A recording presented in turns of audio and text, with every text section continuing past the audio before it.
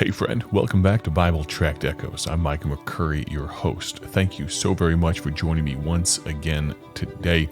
My desire is that we communicate a thought from the Bible today that's meant a lot to me, and I hope it's a blessing to you as well. Turn in your Bibles to the book of 1 Samuel chapter 17. 1 Samuel 17.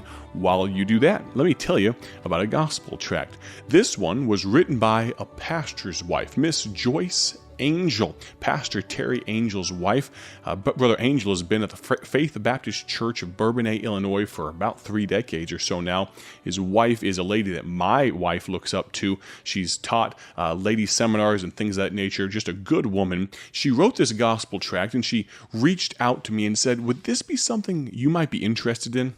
And I'll be honest with you, we get a lot of folks that ask, do you have any interest in our gospel tract? And sometimes they're great, sometimes not so much. But this one was phenomenal. It's called, It Was a Pleasure to Meet You. And I have it in my hands right now. This gospel tract can be ordered for free at BibleTractsInc.org today. BibleTractsInc.org. You can go to our website and you can order these gospel tracts. We'll send them to you in bundles of 25. If you'd like them, we'd love to send them to you today. We don't even charge for the shipping. Now, if you'd like to donate, if you'd like to partner with our ministry, we won't refuse that either. But go to BibleTractsInc.org and order this gospel tract today. This gospel tract is greatly used by a lot of people. We probably sent them out by the hundreds of thousands now. I'm almost sure it's over 100,000 that we've printed and distributed. But this gospel tract is for a very specific use case. When you have the opportunity to talk to someone, you connect with them for, 15, 30 seconds, maybe a minute or two. But because of time and things of that nature, you don't have enough time to really get into the nitty-gritty of the gospel. And you'd like something to give to them.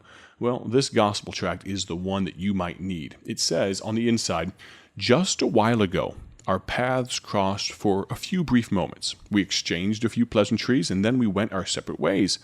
But if we had been together a few minutes longer, I would have looked for the opportunity to ask you this question. Do you know for sure that when you die, you will go to heaven? This gospel tract then leads beautifully into the plan of salvation. If you'd like to get this gospel tract, go to BibleTractsInc.org today, and we'll send you some for free. 1 Samuel chapter number 17 is where we are today. 1 Samuel chapter 17. Let's look here. Verse 17, verse 29. And David said, what have I now done? Is there not a cause? David, of course, in the scriptures right here, he is talking to his brothers, he's talking to the men of Israel, because they've seen this man Goliath come off the other hillside across the valley of Elah on the other mountainside, and he has just absolutely lambasted them. He has absolutely denigrated them. He's offended the God of Israel, and nobody's doing anything about it. And David here says, is there not a cause? Verse number 30, and he turned from him toward another and spake after the same manner, and the people answered him again after the former manner. Basically, he's looking at people. Is there not a cause? Is there not a cause? Is there not a cause? Verse 31, and when the words were heard which David spake, they rehearsed them before Saul, and he sent for him. Now remember, King Saul and David have some history. At this point, not really a bad history. King Saul has this evil spirit about him. He has a bad attitude, and the chamberlains and the advisors of King Saul advised him that they need to go find a young man that plays the harp beautifully, plays some good music, and just have it kind of playing in the background to kind of appease Saul's spirit. And David becomes that young man. That's chapter 16 of 1 Samuel. And so King Saul hears about that young man that he knew, the son of Jesse, who's saying some brash, some bold, some what almost seems braggadocious sayings here. And David said to Saul, verse 32, let no man's heart fail because of him. Thy servant will go and fight with this Philistine. And Saul said to David, thou art not able to go against this Philistine to fight with him, for thou art but a youth. And he, meaning Goliath, a man of war from his youth. We talked the other day about how when we declare war, when we say we've got to do something, is there not a cause? Number one, we've got to be available. We've got to be aggressive. David is aggressive here, but then we have to be willing to take action. And it's apparent that David is willing to take action in these verses right here. He's willing to talk to everyone around him, including the king. Now realize, the Bible tells us that King Saul was not a small man himself. He was head and shoulders above the people, not just in spirit, not just in temperament, not just in his identity, but physically he was a very large man. And David, who Saul describes as but a youth, is talking to him and saying, we've got to do something. David said unto Saul, verse 34, Thy servant kept his father's sheep, and there came a lion and a bear, and took a lamb out of the flock. And I went out after him, and smote him, and delivered it out of his mouth. And when he arose against me, I caught him by his beard, and smote him, and slew him. Thy servant slew both the lion and the bear, and this uncircumcised Philistine shall be as one of them, seeing he hath defied the armies of the living God. He is more than available. Yes, he is aggressive. He wants to take action. What does he say here? Verse number 37. And David said, Moreover, the Lord that delivered me out of the paw of the lion, and out of the paw of the bear, he will deliver me out of the hand of this Philistine. Pause there for just a moment.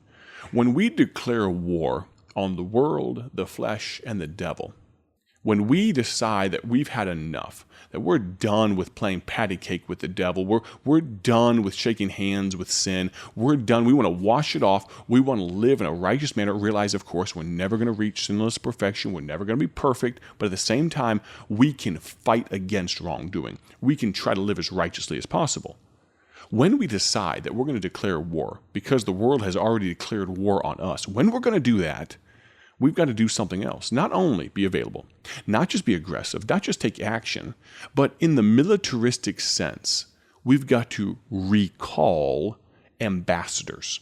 You see, when a war kicks off, you don't just leave your ambassadors on foreign fields to negotiate things. Now, there are times for negotiations, but there comes a time and a place when you evacuate the embassy. When you say it's not safe for any of our people to be around here anymore. But let's think about that for just a moment. What am I talking about when I say recall ambassadors? There's a time and there is a place to compromise. Sometimes among the family dynamic, sometimes in the workplace, sometimes in different circumstances of life, there's a time to compromise. I don't mean compromise convictions or principles or Bible things. I'm talking about there's a time to meet on some middle ground. But when it comes to sin, friend, there is no room for compromise. It's time to recall ambassadors. Too often we act like, we talk tough, we want to put on a perception to our Christian brethren and sisters that we're going to declare war on sin. We're going to live a holy life. We're going to be all we should be. And we put on our Sunday morning best, and we live a little pharisaical. Because while on one hand, we talk a good talk, we don't at the same time walk a good walk. What am I talking about? What you do on Sunday is not what makes you. What you do on Sunday, friend, is not what makes you a good Christian. What you live on Monday and Tuesday and Wednesday and Thursday and Friday, and yes, on Saturday. That is the mark of a true Christian. I heard it put this way. Let me think for just a moment, make sure I word it correctly. There was a man who said, a wise man, I think it was Spurgeon, maybe Moody, that character is the test, I'll paraphrase, character is the test of what a Christian does in the dark. Meaning, basically, what you do when the lights turn out, that is who you are as a real Christian. That's the mark of character. Could I go one further? I heard it put this way, very sagely, that not to disagree with Spurgeon or Moody, whoever it was that said that, but instead of character being a test of Christians in the dark, wouldn't character be more wisely stated as a test of those who just stay out of the dark, who stay out of those temptation circumstances, who just stay away from as the Bible says, abstain from all appearance of evil? See, David was not going to go down into the valley of Elah. and meet with Goliath and just howdy with him for a little bit. They weren't going to break bread. They weren't going to just go out for a cup of coffee and talk through their differences and figure out where's the middle ground here. How can we compromise? How can we reach an amicable solution? Friend, no, there were irreconcilable differences between the Philistines and the Israelites. Nothing was going to be hashed out. There were no need for ambassadors. There was no need for negotiation. Friend, can I also say, there's no need for negotiation with sin in your life. Some things are just tumors that need to be cut out completely. The sooner we learn this lesson, the sooner we have the opportunity to actually live a triumphant Christian life. Not to skip too far ahead, but David goes out there and he confronts Goliath, and what happens? Goliath ends up with a stone in the middle of his forehead. He falls down, and then David detaches his head from his body and holds it up. I want you to think about that grisly atmosphere of the picture there of him holding up with the gore and the blood dripping out of the bottom of it. You say, that sounds like, I don't want to hear that at this hour of the day. Well, friend, that's how you need to get serious with sin. There's no room for negotiation anymore. It's time to get deathly serious. Can I talk to you teenagers for just a moment? Maybe, just maybe, you can't handle your phone right now. Maybe there are too many things available to you on your phone that are absolutely stunting your Christian growth. Maybe there are some things you're looking at, listening to, or party to that you know you just need to cut out of your life. Can I back up for just a moment? Parents, adults, maybe you can't handle your phone either. Maybe you can't handle your computer. Friend, I won't go into the statistics, but the percentage of you under the sound of my voice that habitually look at things on your phone, tablet, device, computer that you know go against the righteousness of a holy God, the percentage of you that do that habitually is insanely high. And you know if I'm talking to you right now. Friend, it's time to do surgery. It's time to stop negotiating. It's time to take drastic action. It's time to declare war. Can I encourage you to declare war today? Could I also exhort you to join us one more time for the Bible Tract Echoes radio broadcast this week?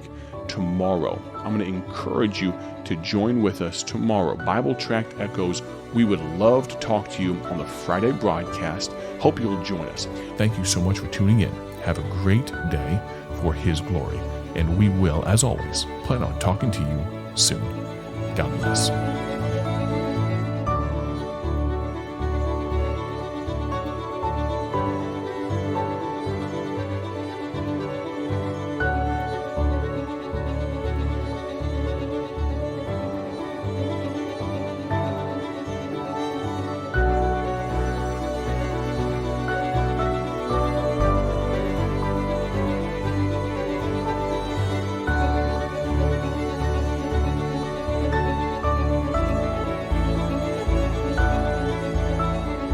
Thank you for tuning in to Bible Tract Echoes, the radio ministry of Bible Tracts Incorporated.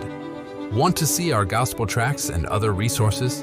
Visit us online at BibleTractsInc.org. That's BibleTractsInc.org. Or follow us on social media to learn how you can partner with this ministry. Thanks again for listening. May the Lord richly bless you as you live for Him.